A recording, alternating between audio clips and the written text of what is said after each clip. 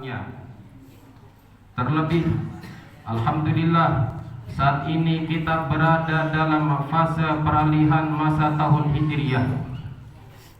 Bulan Dzulhijjah sebagai bulan terakhir berganti dengan Muharram sebagai awal bulan tahun Hijriyah. Pergantian tahun ini tidak boleh dimaknai sebagai pergantian waktu seperti biasanya. Momentum ini memiliki makna dan hikmah mendalam yang jika dimaksimalkan akan membuahkan kesuksesan dan keberkahan dalam hidup. Pergantinya tahun ini harus dijadikan sebagai waktu untuk melakukan muhasabah, evaluasi, introspeksi terhadap perjalanan hidup selama ini agar ke depan lebih baik lagi. Sebagaimana sabda Nabi SAW, "Man kana yaumuhu khairan min amsihi fahuwa rabih, wa man kana yaumuhu mithla amsihi fahuwa maghbun, wa man kana yaumuhu syarran min amsihi fahuwa mal'un." Yang artinya siapa saja yang hari ini lebih baik dari hari kemarin, maka ia tergolong orang yang beruntung. Siapa saja yang hari ini sama dengan hari kemarin, maka ia tergolong orang yang merugi.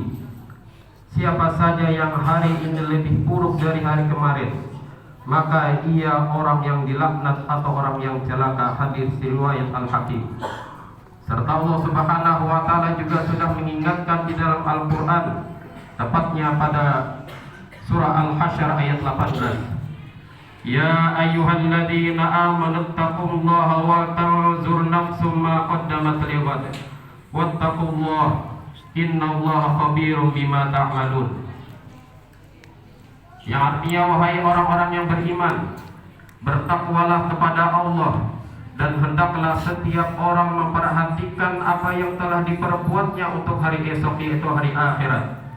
Bertakwalah kepada Allah, sesungguhnya Allah Maha teliti terhadap apa yang kamu kerjakan. Ma'asyiral muslimin jemaah Jumat rahimakumullah, selain melakukan muhasabah terhadap apa yang telah dilakukan pada masa lalu, kita juga harus melakukan persiapan untuk menghadapi masa depan di tahun baru. Hal ini penting karena sebuah perjalanan pasti membutuhkan bekal yang cukup agar kita bisa sampai ke tujuan dengan baik.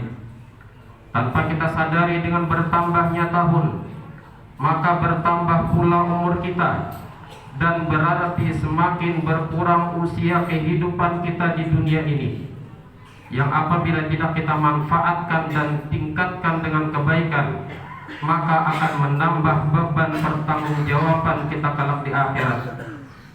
Dalam satu riwayat bahwasanya seorang pernah bertanya kepada baginda Nabi SAW, "Wahai Rasulullah, siapakah yang paling baik?"